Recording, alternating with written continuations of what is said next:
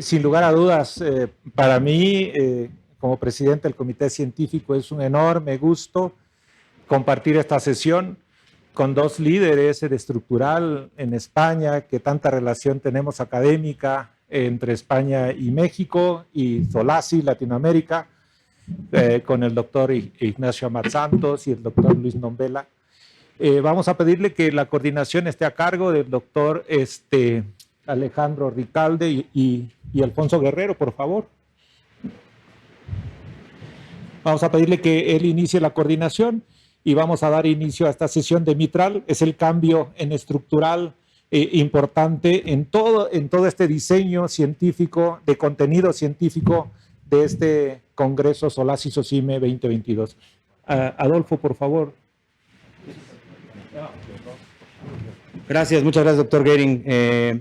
Pues el orgullo es para nosotros haber sido considerados en SOLACI SOCIME para estar con ustedes.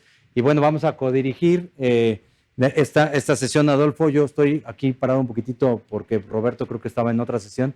Pero Adolfo, si quieres, vamos empezando y vamos a llevar la coordinación entre tú y yo. Y entonces le damos paso, si quieres, entonces al doctor Ignacio Amat, a que nos hable del mitral valve replacement. Ignacio es cardiólogo intervencionista con posgrado en Laval, en Canadá, y después ahora está de jefe de cardiología intervencionista allá en España. Ignacio, bienvenido, muchas gracias.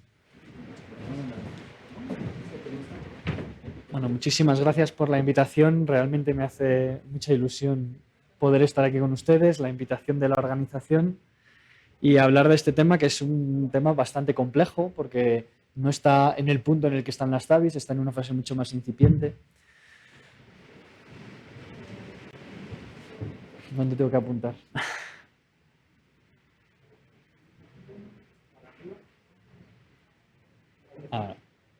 Voy a intentar abordarlo con estos 3 puntos: los dispositivos actuales que hay específicos para recambio valvular mitral transcatéter, qué limitaciones tienen estos dispositivos y qué riesgos estamos asumiendo cuando decidimos utilizarlos.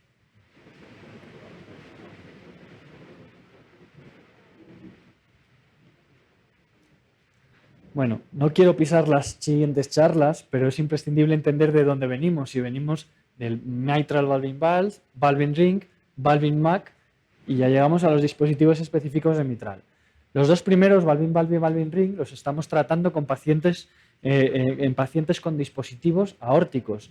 En Valving Mac estamos usando dispositivos aórticos en posición mitral, pero ya empieza la transición también a utilizar dispositivos específicos de mitral. Y en válvulas no calcificadas, pues solo nos queda la opción de dispositivos específicos.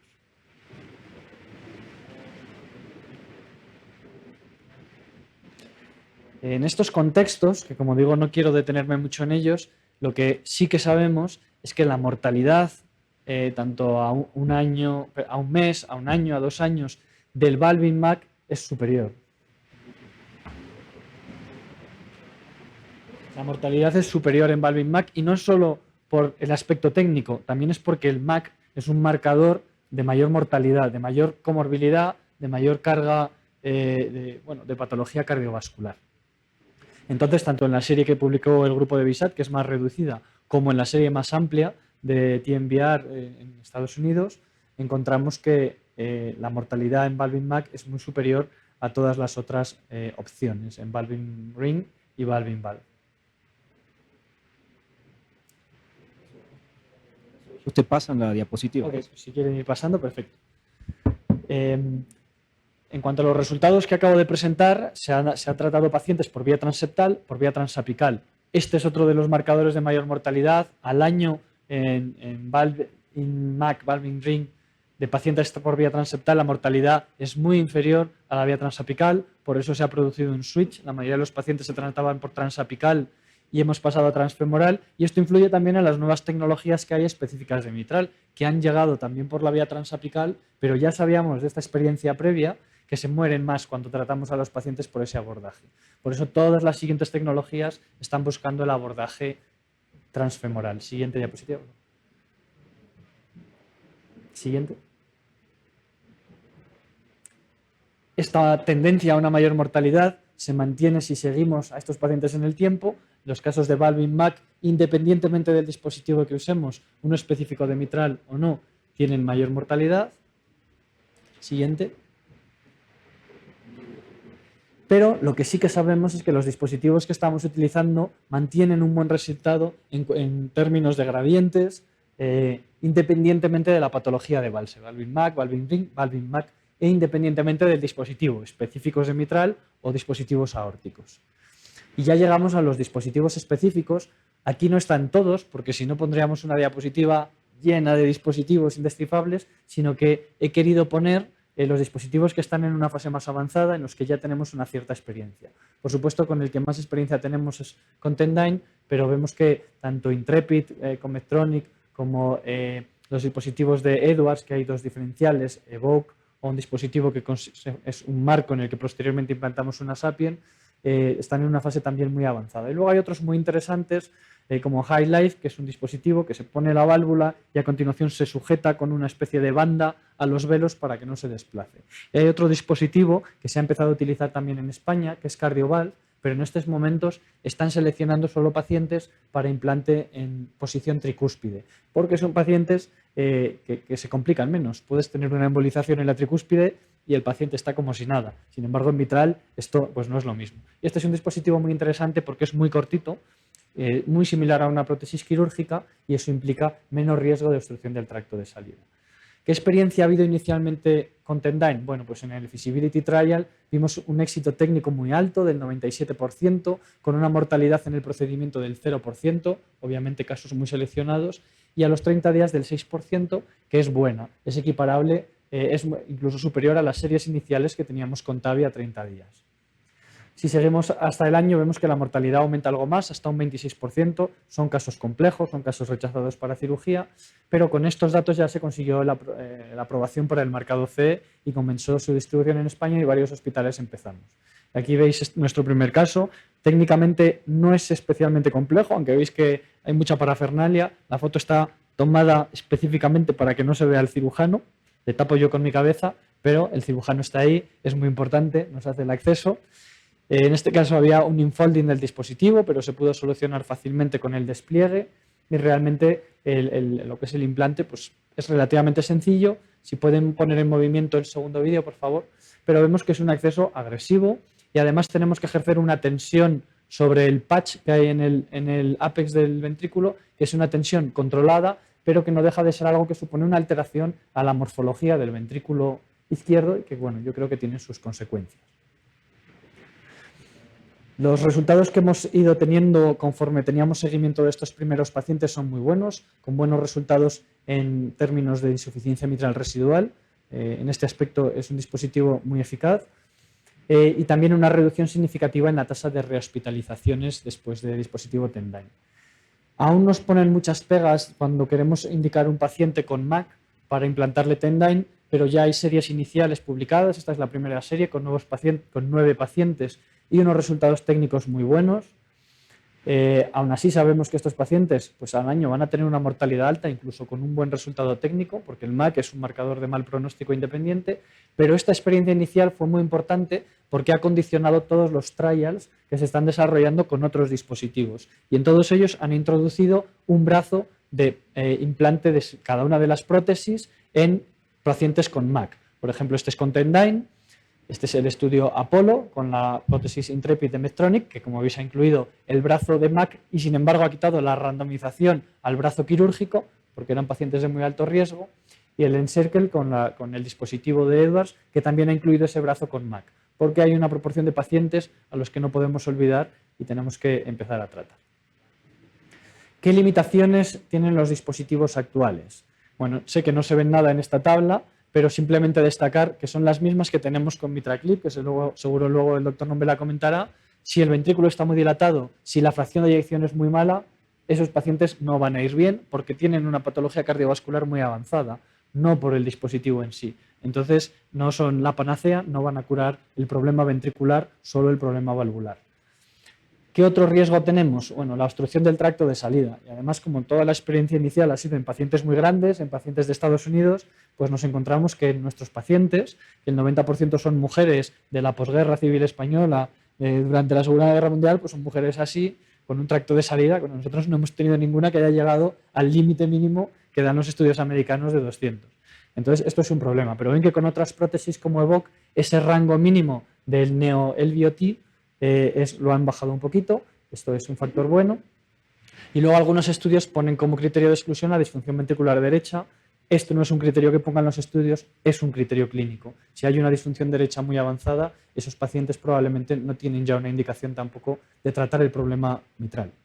Hemos hablado un poco de la obstrucción del tracto de salida, ahora hablaré más, pero otro problema importante, más que el leak, que generalmente no es un problema, es la embolización de la prótesis o la embolización parcial. Cuando nos encontramos con la obstrucción del tracto de salida, el abordaje es la ablación septal, que generalmente hay que hacerla a priori, al menos un mes antes, para aumentar el tamaño del tracto de salida. Actualmente hay nuevos dispositivos específicos, asas de diatermia, para hacer una ablación septal percutánea, que poquito a poco estamos aprendiendo a utilizarlos. También se puede hacer un abordaje híbrido haciendo una resección quirúrgica. Si vamos a usar Tendyne, podemos pinchar el velo anterior mitral, dilatarlo y desgarrarlo, hacer una especie de lampún desde el abordaje transapical, y si no, tendremos que hacer el lampún percutáneo, que es una técnica un poco más compleja y que exige un muy buen apoyo de imagen para hacerla sin incrementar nuestro riesgo de complicaciones. Hablaba de la imagen, que es muy importante, y sin duda el aspecto tecnológico de las nuevas prótesis es importante, pero lo es tanto como las técnicas de imagen que tenemos. Este es un paciente al que pusimos una Evolut por vía axilar derecha. Cuando vamos por la derecha siempre nos queda bastante metido el lado izquierdo y se apoyó en el velo anterior mitral, como ven aquí, generando que una estenosis mitral pasase de ligera a severa. Entonces hubo que poner una prótesis, nos servimos de estos sistemas de simulación 3D para ver cómo iba a quedar, porque no había calcio en el anillo, mitral, simplemente había un pequeño punto que ven ahí en morado de calcio, o sea, el anclaje era limitado. Entonces esta es la simulación, lo imprimimos en 3D, pedimos unas prótesis prestadas, lo probamos en ese contexto y vimos que se podía hacer, que no el Neo-LVOT que quedaba era aceptable, que no se distorsionaba la Evolut. Entonces decidimos hacerlo en el paciente y por suerte se pudo hacer, fue bien, el paciente se fue de alta, aunque a partir de los 30 días tuvo varios eventos y reingresos, tuvo fallo cardíaco, hubo que cerrar el septo interauricular, etcétera, etcétera. Son pacientes muy complejos. Hay datos de imagen que cuando hacemos la ablación septal vamos a conseguir un Neo-LVOT significativamente mayor, por tanto merece la pena hacerlo y es mejor hacerlo antes que corriendo durante el procedimiento, aunque asumimos que 1 de cada 3 van a hacer un bloqueo V completo, no está libre de comorbilidad. Y en cuanto a la estimación del Neo-LVOT, decía que el límite que dan la mayoría de las nuevas tecnologías es 200 y es un límite muy alto. Creemos que ese límite todavía está en una fase muy precoz. Hay distintas maneras de evaluar el Neo-LVOT. Nosotros usamos esta simulación para decidir a qué profundidad vamos a poner la prótesis, igual que hacemos en la válvula aórtica. Cuando la coronaria es baja, vamos más bajitos, cuando hay mucho riesgo de conducción, vamos más altos. Aquí podemos estimar a qué altura la pondremos para tener un Neo-LVOT relativamente aceptable. Y hacia donde vamos realmente es a las simulaciones de dinámica computacional que nos digan no el área, sino la predicción del gradiente que vamos a tener. El gran problema de los modelos de dinámica computacional es que son modelos de fluidos lineales y el corazón no genera fluidos lineales. Tiene muchos vórtices y todas esas simulaciones aún son muy difíciles de traducir a la práctica clínica. Pero sin duda esto va a ser lo que nos van a dar en el reporte previo para decidir si se puede o no se puede y no el área estimado del Neo-LVOT. Y ya muy brevemente los riesgos específicos. En cuanto a la mortalidad, los reportes que tenemos son a distintos endpoints temporales, pero son más o menos los que he citado, un 25% aproximadamente al año, entre un 6 y un 10% a los 30 días. Pero en cuanto a cada una de las válvulas tenemos unos datos diferentes y uno de los que más nos preocupa es la trombosis del dispositivo, aunque es una complicación rara. Con Tendyne vemos que las series iniciales han llegado a reportar hasta un 6%. Y esto es muy interesante porque no está claro el tratamiento antitrombótico que necesitan estos pacientes y son unas cámaras de menor presión que la válvula aórtica, con lo cual este riesgo es más alto. Como veis, la obstrucción del Neo-LVOT cuando vamos a otras válvulas realmente es rara, pero seguimos teniendo eventos trombóticos, tasa de ictus 6%. Aquí vemos con la tiara embolización parcial 2,7%, no reportan la tasa de trombosis del dispositivo. Otros dispositivos ni siquiera han aportado todavía estos datos. Con los dispositivos de Edwards ha habido datos de device trombosis relativamente altos que han obligado a ajustes de tratamiento. HighLife aún no reporta las tasas de trombosis, la experiencia es muy incipiente. Fortis se detuvo debido a las tasas de trombosis en 2015 que había con el dispositivo, posteriormente volvió al mercado, pero indica que esto va a ser un problema clínico real tan importante como la obstrucción del tracto de salida o más importante. Y en definitiva, pues bueno, hay otros dispositivos como Cardioval que aún no reportan estas tasas porque la experiencia es más limitada. Así que en conclusión, el reemplazo percutáneo de válvula mitral ya es una opción real, actual, en pacientes no elegibles para cirugía. Aquí la cirugía sí que sigue siendo la primera opción. Desafortunadamente aún nos falta muchos detalles en aspectos anatómicos y tecnológicos. Sin duda la imagen se incluye en estos aspectos tecnológicos. Y actualmente estamos en una fase en la que tenemos que responder a esos retos tecnológicos, pero también a los retos clínicos del tratamiento antitrombótico que van a ser muy relevantes en el pronóstico de estos pacientes. Muchas gracias.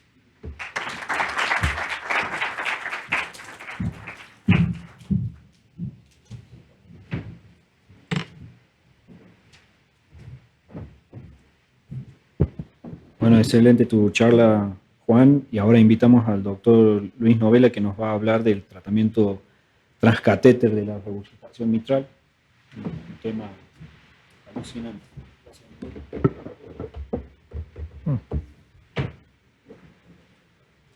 Conecto mejor.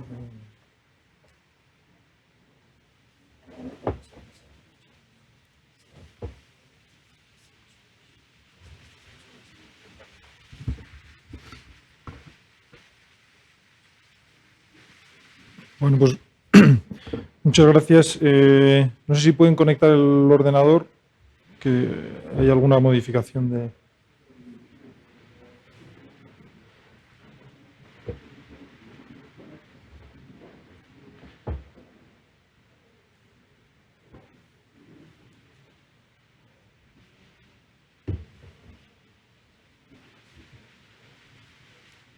Bueno, si no, utilizaré la otra versión. Muchas gracias por... ¿El qué?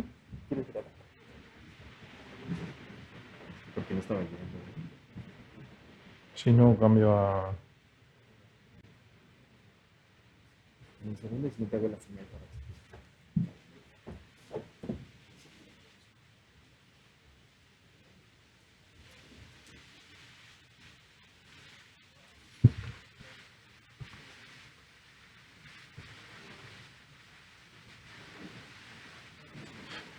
Está bien, no se preocupe, continuamos con esta.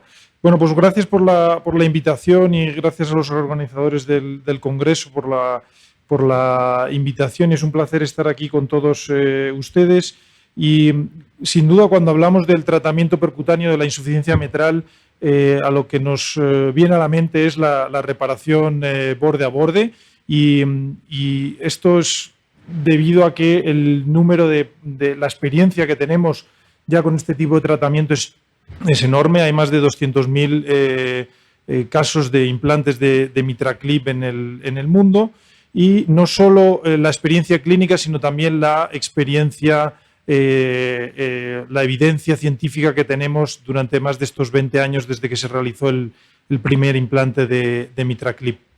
Como saben, ha habido varias generaciones de este dispositivo. Actualmente tenemos la generación 4, que tiene cuatro tamaños de dispositivo y el nuevo dispositivo que ha salido de Edwards, que es el dispositivo Pascal, que también tiene dos tamaños en los que tenemos que adecuar un poco la anatomía de la válvula al tipo de dispositivo que vamos a seleccionar. Una de las características que yo considero más importantes de estas nuevas generaciones es el movimiento independiente de los grippers o de las claps, como pueden ver en la imagen, que bien nos permite hacer un grasping independiente de los velos, pero sobre todo, desde mi punto de vista más importante, una optimización del tratamiento una vez que se ha realizado el grasping de manera simultánea. Nos vale tanto, nos es muy útil para la mitral, pero también para la válvula tricúspide. Y bueno, pues quería hacer, este es un poco el esquema que quería seguir de la charla, cuáles son las indicaciones actuales que tenemos de reparación borde a borde. Sabemos que la insuficiencia mitral primaria en aquellos pacientes que se consideran de alto riesgo quirúrgico y tienen una anatomía favorable, pues hay que tenerlo en cuenta. Y esto se basa sobre todo por el estudio Everest, que se publicaron ya los resultados a 5 años, y como saben hubo una diferencia significativa entre la cirugía y el dispositivo que se debió no a las tasas de mortalidad, sino a una necesidad de mayor reoperación en el seguimiento, con una tasa de mortalidad similar en los dos grupos. Lo importante que creo que mostró este estudio es que aquellos pacientes en los que se les hacía una reparación mitral correcta y persistía más allá de los 6 meses, esa reparación era duradera en el tiempo y con unos resultados similares a la cirugía, como ven en la última curva de Kaplan-Meier.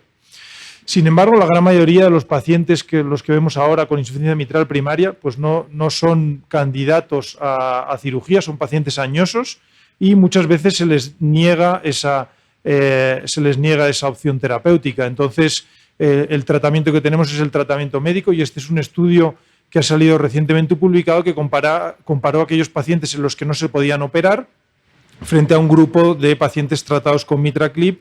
Y como ven, las curvas de supervivencia son claramente superiores en el grupo de MitraClip, tanto en la cohorte global como en la cohorte macheada, y de forma muy consistente en aquellos pacientes en los que obteníamos un resultado malo con el MitraClip y se quedaban con una insuficiencia mitral moderada severa en color verde, la supervivencia era similar a aquellos pacientes en los que no se les hacía ningún tipo de tratamiento. Entonces, pues la gran mayoría de estos pacientes con los que encontramos pues son como el de esta señora de 87 años con una insuficiencia mitral por una rotura de cuerdas y un prolapso del velo posterior, y en el que, bueno, pues con el MitraClip somos capaces, después de un implante de un MitraClip XTW, pues fuimos capaces de corregir la insuficiencia mitral. Y en el futuro llegarán estos dos estudios randomizados que se va a comparar la terapia, se va a comparar la cirugía en pacientes de mayor riesgo, no los pacientes del estudio Everest, sino en pacientes de mayor riesgo, comparando el MitraClip frente a la cirugía. Y en el ámbito de la insuficiencia mitral funcional coinciden tanto las guías americanas como las guías europeas, le dan una indicación 2A, con una evidencia muy limitada a la cirugía, salvo los pacientes en los que se vaya a hacer una revascularización quirúrgica, y lo más importante es que no hay una indicación 1A frente a estos pacientes, en pacientes con insuficiencia mitral funcional, y tenemos la terapia borde a borde con una indicación 2A. Si les comparo estas dos curvas de dos estudios diferentes de supervivencia, y son muy similares, tanto la terapia estándar como en azul la terapia del dispositivo, los dos publicados en el New England, uno de ellos es el partner, el otro el COAP, y ya probablemente no haya ninguna duda, no habrá pacientes en los que la TAVI se les niegue, pero sin embargo todavía en MitraClip hay muchos pacientes en los que no está llegando a la terapia. Y como ven, las curvas de supervivencia y de mortalidad son muy parecidas, incluso mejores en el estudio COAP comparado con el partner, la cohorte B del partner 1, que es la gráfica de la izquierda. Entonces, la evidencia ha seguido avanzando, y cuáles son los últimos estudios que han salido publicados con respecto al MitraClip, y es que se han publicado los resultados a 3 años del estudio COAP. Las curvas de supervivencia sigue habiendo diferencias significativas, incluso se van separando más, y observen que hay un NNT de 3.4, pocas terapias tienen una diferencia tan importante o un número tan bajo de pacientes a tratar. Y lo que sí que es importante también es que en aquellos pacientes en los que se les dio tratamiento médico óptimo y después de los 2 años de seguimiento del estudio se les hizo un crossover al brazo del MitraClip, se vio que el MitraClip era un protector de eventos cardiovasculares y de mortalidad en los años siguientes. Es decir, que todavía los pacientes en los que no se ha hecho el tratamiento con MitraClip se pueden beneficiar a pesar de haber caído en el brazo de tratamiento médico y todavía no es tarde para empezar a tratarles. Por supuesto, hubo diferencias significativas también en cuanto a la calidad de vida medida por el test de Kansas y el test de 6 minutos, muy favorable en el grupo de MitraClip más tratamiento médico. Y, como decía, han habido nuevas generaciones. Estos estudios se realizaron con las generaciones previas del dispositivo. Luego llegó la tercera generación, que era la diferencia entre el MitraClip NTR y el XTR, que aumentaba los brazos en cuanto a la longitud. Ven como la tasa de éxito del procedimiento fue muy alta, del 96%, y lo que es más importante, se conseguían tasas de reducción de insuficiencia mitral grado 1 o menor a grado 1 del 90% al alta hospitalaria, y con la nueva generación MitraClip G4 todavía tenemos datos, se publicarán o se presentarán en el TCT los primeros 1000 pacientes tratados ya con MitraClip G4. Estos son estudios un poquito más antiguos, pero se ve cómo se utilizan ya el dispositivo ancho en más del 60% de los pacientes, y las tasas de reducción de insuficiencia mitral también grado 1 fueron superiores al 90%, como pueden ver ahí, tanto en insuficiencia mitral primaria como en insuficiencia mitral secundaria.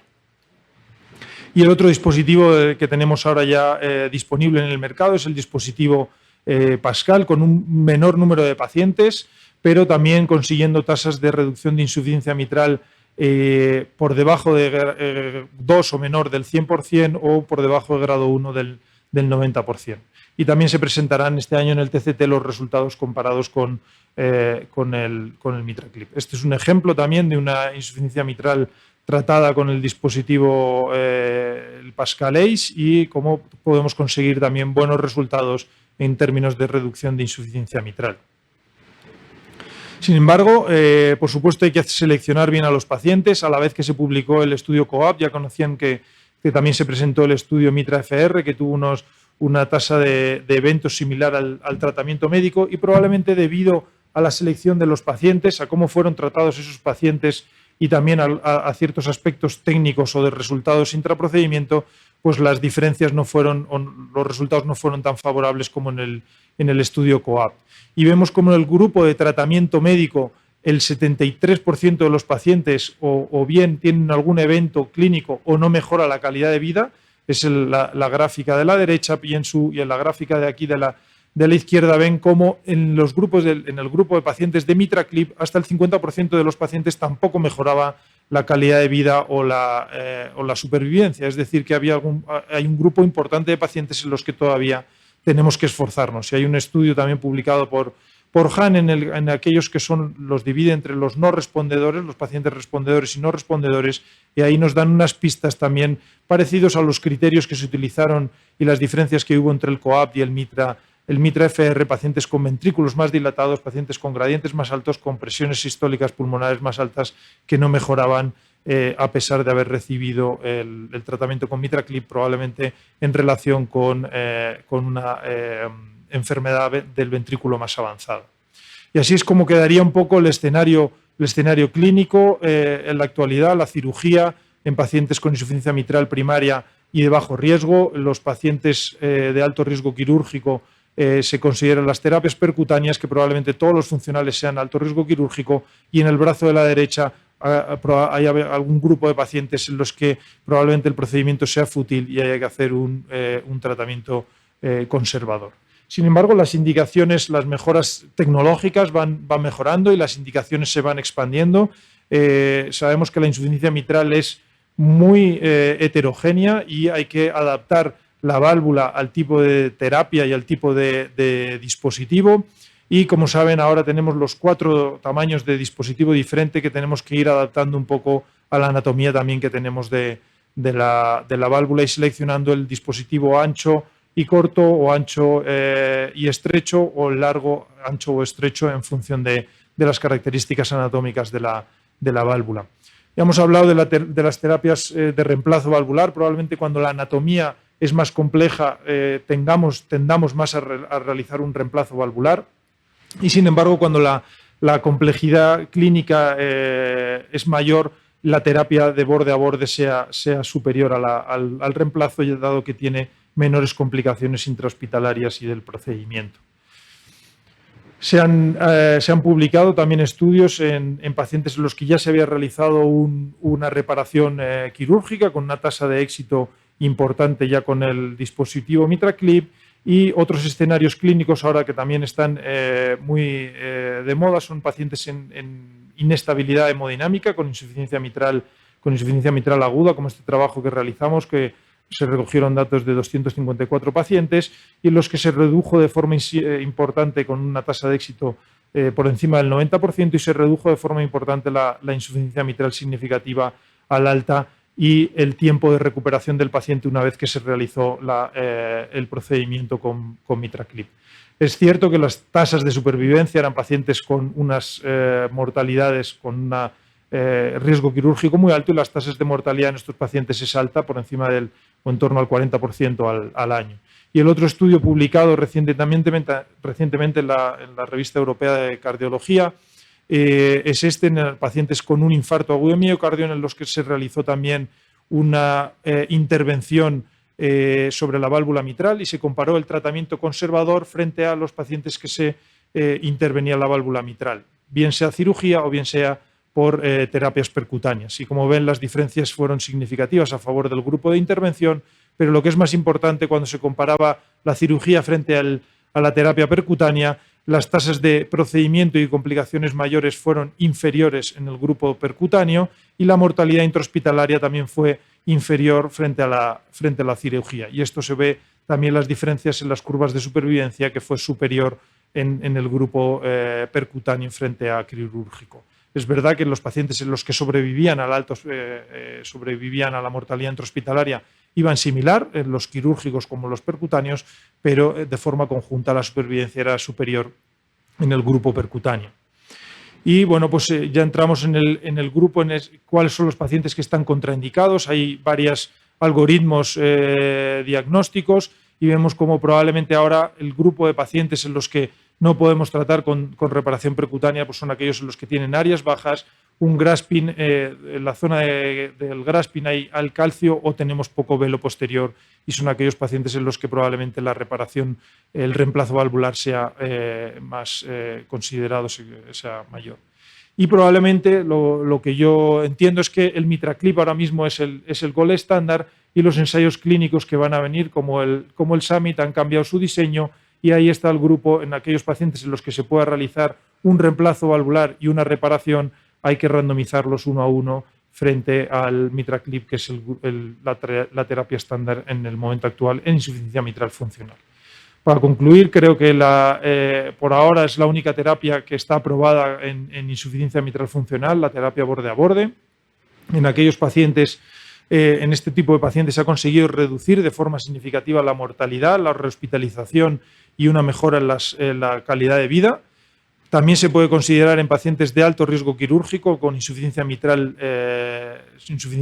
primaria, y la terapia borde a borde está expandiendo las indicaciones con las nuevas tecnologías y la experiencia de los operadores, y probablemente en el futuro pues sea una de las terapias que tengamos que tener en cuenta en este grupo de pacientes más complejos, y por ahora pues se tiene que comparar, cuando se vayan a aprobar nuevas terapias, se tendrá que comparar frente a este tipo de intervención.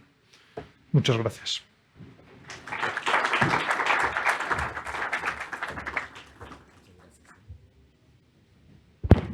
Muchas gracias, doctor Luis Nombela. Extraordinaria ponencia. Ya pasamos por reemplazo valvular mitral, ya pasamos por ahora la reparación borde a borde. Y el siguiente tema, sin duda, es otro escenario que se plantea en el tratamiento de la enfermedad valvular mitral desde la perspectiva intervencionista. Y este es el hacer un procedimiento con una válvula previa, el mitral valve-in-valve. Y esto estará a cargo del doctor Gering Eid-Lid, quien todos ustedes conocen, cardiólogo intervencionista y director del Departamento de Cardiología Intervencionista del Instituto Nacional de Cardiología Ignacio Chávez de México. Doctor Gering, bienvenido, muchas gracias. Muchas gracias, Alejandro. Excelente presentaciones. Gracias a todos por estar aquí. en este magno congreso SOLAS y SOCIME 2022. Hablaremos de Valve-in-Valve mitral, que es una... Bueno.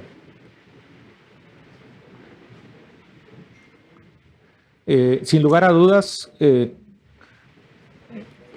incremento en la colocación quirúrgica, vía quirúrgica de bioprótesis se ha incrementado exponencialmente, no solamente en posición aórtica, sino también en posición mitral.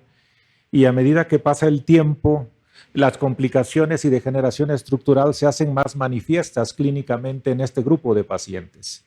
Y como ustedes pueden ver, la reintervención en pacientes con bioprótesis en posición mitral se incrementa exponencialmente a partir de una década de evolución o posterior a la colocación quirúrgica en pacientes generalmente más jóvenes.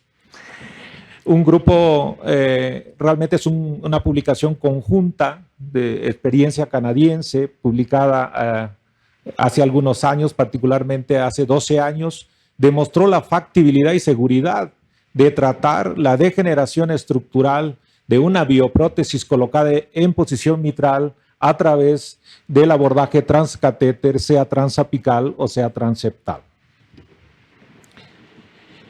Sin embargo, hay retos en la implantación transcatéter en la válvula mitral. Se han descrito de manera muy especial en las presentaciones previas algunos de los retos anatómico-funcionales más importantes, pero sabemos que los tres retos fundamentales son el evitar una fuga paravalvular, el establecer una zona de anclaje significativa, aunque esto se facilita en presencia de una bioprótesis previamente colocada vía quirúrgica, y sin lugar a dudas, persiste en valve-in-valve mitral el riesgo de obstrucción del tracto de salida del ventrículo izquierdo o del neotracto de salida del ventrículo izquierdo.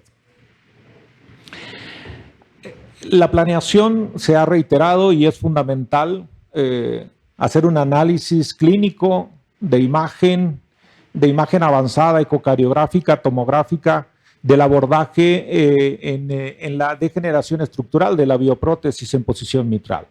Hay dos factores muy importantes a considerar, que es la obstrucción del tracto de salida del ventrículo izquierdo y el riesgo potencial de fuga paravalvular. Y esto se reduce, no se elimina en la totalidad, haciendo un análisis funcional y de imagen del neotracto de salida del ventrículo izquierdo y un conocimiento profundo de las características de la bioprótesis colocada quirúrgicamente de manera previa. Son los tres factores más importantes: el análisis de los factores de alto riesgo anatómicos, el análisis funcional del neotracto de salida del ventrículo izquierdo y un adecuado análisis de las imágenes, fundamentalmente de las imágenes tomográficas que determinarán el tamaño de la bioprótesis a implantar.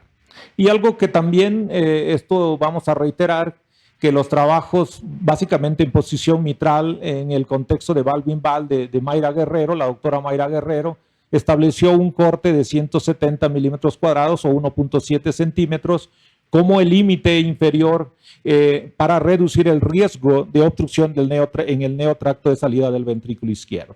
Y esto es un resumen adecuado didáctico de los predictores más importantes de obstrucción del tracto de salida del ventrículo izquierdo en el contexto del reemplazo transcatéter de la válvula mitral.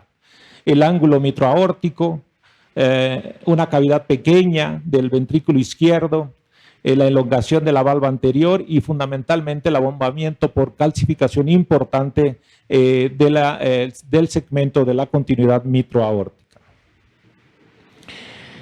Este es un caso que quiero presentarles, preparado por un fellow de nosotros, del Departamento de Cardiología Intervencionista. La evaluación ecocardiográfica es fundamental y con la reconstrucción 3D, confirmar la indicación, establecer el mecanismo de disfunción de la válvula bioprotésica, si es estenosis, si es insuficiencia o si tiene el doble mecanismo, ya sea estenótico o insuficiencia. Es importante establecer que el comportamiento hemodinámico y el resultado hemodinámico es mucho mejor cuando el mecanismo de degeneración o de mecanismo de disfunción de la bioprótesis es la insuficiencia. Hay que tener un conocimiento muy profundo de la bioprótesis colocada quirúrgicamente y no todas se manifiestan de manera adecuada cuando se hace el análisis por imagen. Observen ustedes particularmente esta bioprótesis. Es una bioprótesis que tiene anillo y postes, sin embargo, fluoroscópicamente solo es visible el anillo. Entonces, el conocimiento de la estructura de la bioprótesis colocada quirúrgicamente hace que la estrategia sea la más adecuada. Esto, en realidad, como lo van a ver, desde el punto de vista técnico, podría definirse como un valve-in-valve mitral o un valve-in-ring, dependiendo de la estrategia que se puede seguir. El diámetro interno obtiene una importancia o adquiere una importancia muy relevante cuando hacemos el valve-in-valve, porque nos permite estimar el diámetro de la válvula a colocar. Esto se hace por un análisis tomográfico de imagen, el diámetro interno real de la válvula y el diámetro interno y externo de la bioprótesis colocada, y se recomienda una estimación mucho más importante, como van a ver este ejemplo, estimando el área interno o el diámetro interno derivado del área de la bioprótesis para elegir el tamaño de la bioprótesis a colocar. Este es el caso que les comentaba. Pueden ver ustedes el área, el perímetro, el diámetro mayor, el diámetro menor. Esto nos permite también en la imagen estimar el ángulo aorto-mitral, que es muy importante como un factor de riesgo mayor para evitar la obstrucción del neotracto de salida del ventrículo izquierdo. Esto es ineludible en el análisis y la planeación del valve-in-valve mitral. También tenemos la posibilidad de estimar, aquí en este caso siempre se debe hacer en telesístole. Nos dio 2.8 centímetros cuadrados, muy por arriba del corte ya comentado de Mayra. Hay algunos aspectos técnicos, el sitio de punción septal. Generalmente hay que predilatar un poco el septum para que pueda pasar la válvula. Como pueden ver ustedes, aquí este es un valve-in-valve mitral, pero técnicamente es un valve-in-ring. Aquí estamos predilatando. El mecanismo de disfunción de la válvula era la estenosis. Aquí estamos entregando la válvula. Aquí hay un punto técnico de discusión, si se utiliza el pacing o no. Hay algunos artículos por demás interesantes y experiencias institucionales pequeñas donde usando el pacing podríamos incrementar o movilizar algo de trombo atrial y eso podría dar algunas complicaciones embolígenas durante este procedimiento. Nosotros habitualmente por protocolo colocamos un catéter en ventrículo izquierdo para hacer un retiro y estimar el gradiente y estimar también la posibilidad de obstrucción del neotracto de salida del ventrículo izquierdo. Este es el control, es obligado a hacer un control transesofágico con reconstrucción en 3D y estimar el gradiente residual que es pronóstico. La última parte de esta presentación hablaremos de la estadística, los números en relación al valve-in-valve mitral. Sin lugar a dudas que de las tres técnicas que actualmente se utilizan en posición mitral, que es el valve-in-valve, valve-in-ring y valve-in-mac, probablemente valve-in-valve tenga los mejores resultados hasta ahora, una mortalidad hospitalaria del 6.3%, una mortalidad temprana a 30 días del 8.1%, a diferencia de un 22% o 18% cuando estamos hablando de valve-in-mac. Este también es un seguimiento a 12 meses, a 360 días, donde se demuestra claramente que la mortalidad con valve-in-mac es significativamente menor que cuando lo comparamos con, por ejemplo, con valve-in-ring, una mortalidad del 12% comparado con un 28%.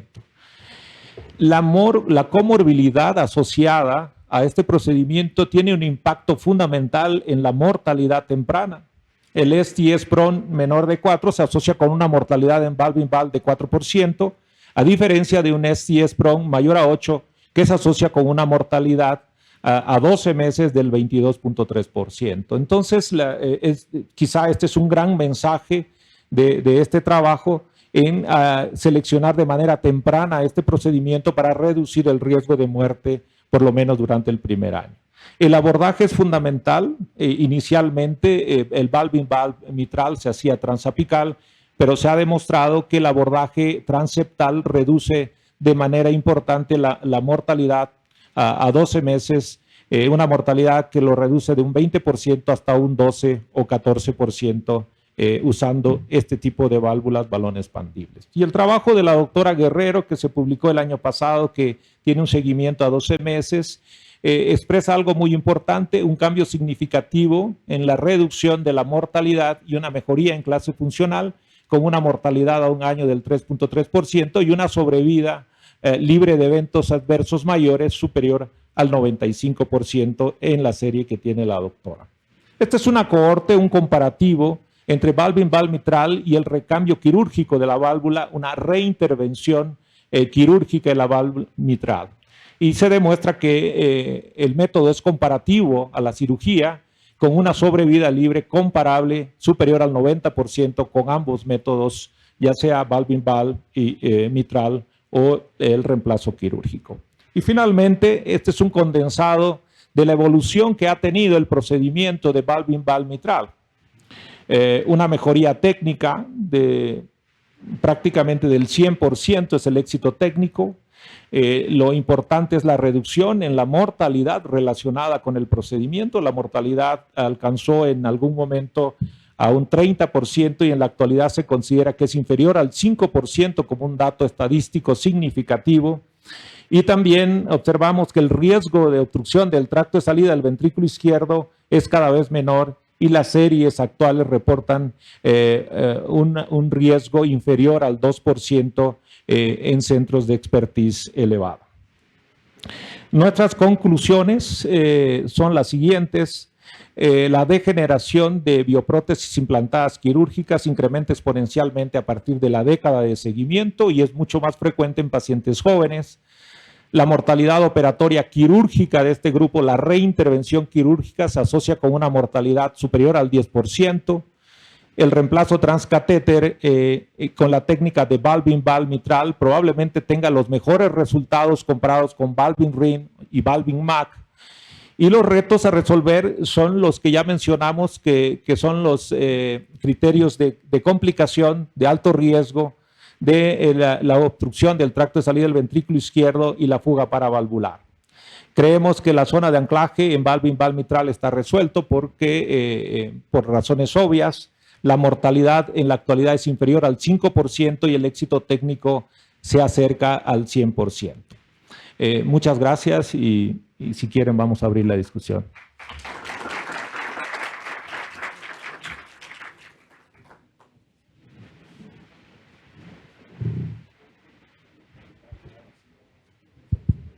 Excelente charla. Queríamos ver inicialmente si hay alguna pregunta de público. Simplemente nos levantan las manos, tenemos un micrófono circulante. Mientras tanto, algo que siempre pienso, doctor Novella, acerca de cómo iniciamos la terapéutica de catéter borde a borde, de edge-to-edge repair con el Everest y con una técnica prehistórica, le diría yo, no usábamos ecotransesofágico para la punción y para guiar el procedimiento, o sea, el dispositivo era una generación anterior y todavía seguimos, digamos, viendo la evolución de aquellos pacientes y comparados con la cirugía fuimos inferiores, pero hoy por hoy que hemos perfeccionado la técnica y me parece que muchos de los resultados que logramos es similar al que usted mostró, que prácticamente somos capaces de dejar trace o a veces mild del resultado de la insuficiencia mitral. No debiéramos como, digamos, tener fe de que estos estudios por venir van a ser superiores a la cirugía en este grupo de pacientes de alto riesgo quirúrgico y quizás nos va a permitir migrar un poco a pacientes no tan cerca de la futilidad, digamos. Sí, yo creo que sin duda probablemente el diseño inicial del Everest no fue el correcto, nos empezó como con las TAVIs comparando en pacientes inoperables y luego alto riesgo, entonces empezaron en pacientes de muy bajo riesgo quirúrgico con insuficiencia mitral orgánica, ¿no? Entonces ahora estos estudios que van a venir, el Mitra Repair y el Mitra HR, son pacientes, sobre todo el Mitra Repair, no son de tan alto riesgo, pero son mayores de 75 años, ya es un criterio de inclusión, y los de debajo de 75 años con un STSS en torno a 2, que tampoco es que sea. Pero es probable que con la baja tasa de complicaciones que tiene el procedimiento, que es muy seguro, y con las nuevas tecnologías de las que disponemos, es posible que incluso se consigan mejores resultados que con la cirugía en pacientes añosos, ¿no? Yo es lo que confío y bueno, pues hasta ahora en los pacientes inoperables o de muy alto riesgo es lo que estamos haciendo. Sí. Doctor Novela, me parece un capítulo apasionante que está incrementando con mucha intensidad en el intervencionismo estructural el manejo de la insuficiencia mitral grave en el contexto del choque cardiogénico. Ese es un capítulo que cada vez vemos, ustedes tienen una serie interesantísima. Sabemos que la causa principal del choque cardiogénico es la cardiopatía isquémica, pero el otro gran grupo son las valvulopatías y las miocardiopatías. Si nos quedamos con las valvulopatías, el manejo del paciente grave en choque cardiogénico con estenosis valvular aórtica o con insuficiencia mitral, ¿qué nos puede decir de eso? Vemos series importantes, hay publicaciones con una reducción de mortalidad incluso hasta el 22 o 24% en este grupo de pacientes que históricamente tienen una mortalidad cercana al 68 o 70%. No sé qué nos puede comentar. Sí, pues es otra nueva indicación de las que se está hablando cada vez más y se está publicando más.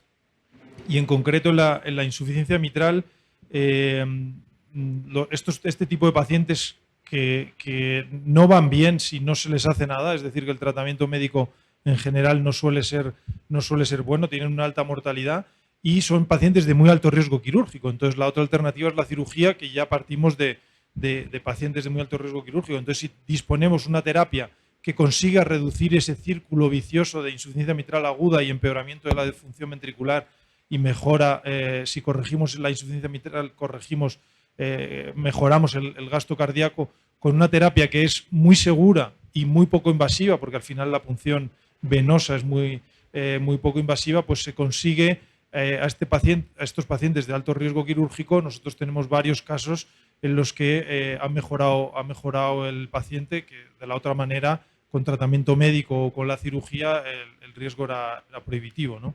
Y en la TAVI ocurre lo mismo. También tenemos pacientes en los que han venido con un uso cardiogénico, una estenosis crítica, y el disponer de una terapia menos invasiva que la cirugía, pues por supuesto ayuda mucho a estos pacientes de tan alto riesgo.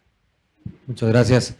Quisiera hacer una pregunta. ¿Cuál es su visualización a futuro en términos de cuál será la terapia que prevalezca, si van a quedar las dos, si es la reparación de edge to edge versus el cambio valvular, por todos los pros y los contras que tiene cada una de las terapias que ofrecen cosas sin duda mucho mejores, menor abordaje edge to edge que el cambio valvular, a lo mejor una posibilidad de mayor persistencia, durabilidad del cambio valvular. ¿Cómo ven ustedes a futuro, digamos, mejorando todavía más la experiencia en el tema del cambio valvular o el reemplazo valvular? Pero ¿qué ven a futuro? ¿Quedarán las dos o prevalecerá solamente una? ¿Cuál es cada uno? Yo creo que van a quedar las dos.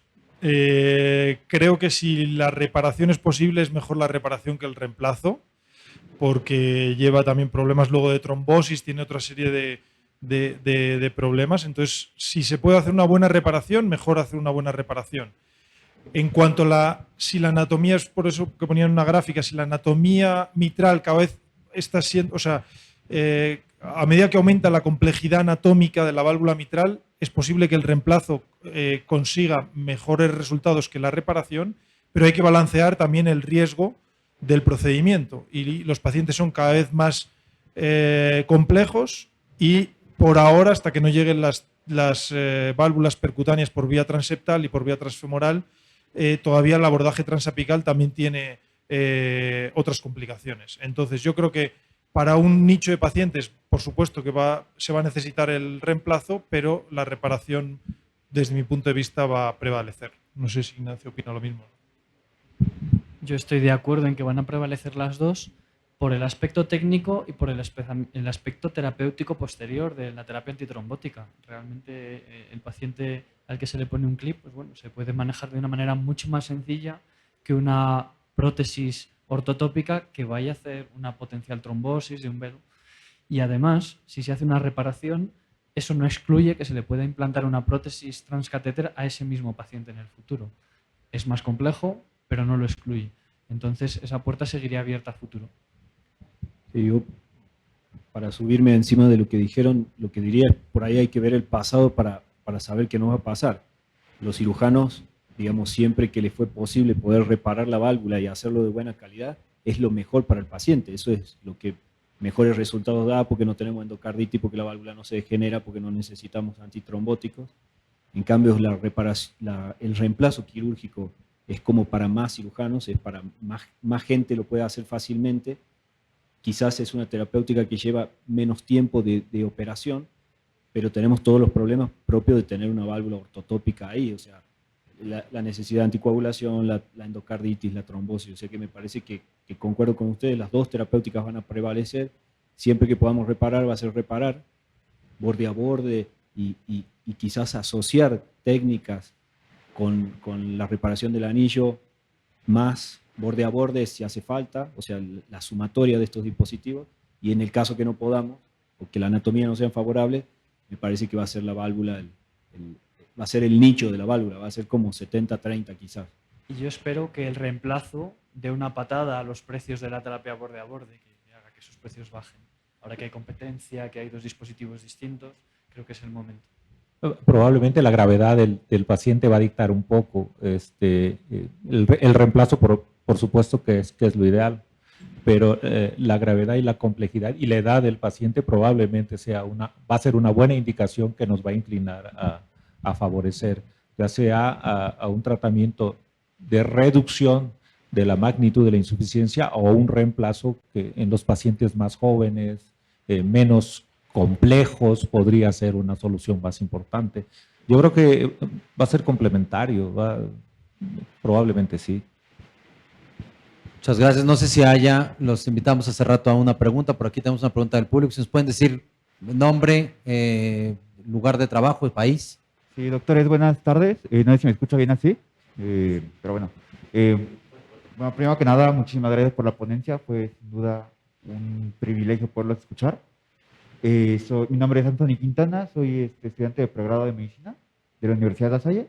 Mi pregunta es la siguiente. En caso de, por ejemplo, insuficiencia mitral aguda, derivada, por ejemplo, de un infarto al miocardio, ¿hay alguna indicación o hay alguna literatura que recomiende el abordaje de forma percutánea, ya sea por el uso de algún MitraClip o una prótesis valvular?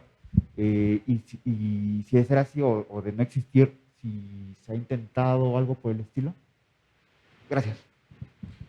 Sí, bueno, por supuesto hay que valorar el contexto clínico del paciente y el riesgo quirúrgico que tiene. En general es un riesgo quirúrgico alto y nosotros hemos tratado pacientes con insuficiencia mitral aguda secundaria a un infarto con técnica de borde a borde. Hay que hacer, por supuesto, una valoración anatómica de la válvula y ver que la válvula es anatómicamente posible realizar esto. Si es una rotura de cuerdas por infarto, pues con un prolapso en general se puede tratar. Otra cosa sería una rotura del músculo papilar con una zona todavía digamos un trozo del músculo papilar que ahí ya impediría poder colocar un MitraClip, pero sí que hay ya literatura que apoya el uso del MitraClip en insuficiencia mitral aguda posinfarto. Bueno, pues si no hay una pregunta adicional, estamos en muy buen tiempo. Quiero agradecer a Ignacio Amat, doctor Luis Nombela, doctor Gering Eid, doctor Adolfo Ferrero, muchas gracias, servidor Alejandro Ricalde. A todos ustedes, muchas gracias por quedarse aquí. Buen provecho, tenemos un receso y después regresamos. Gracias.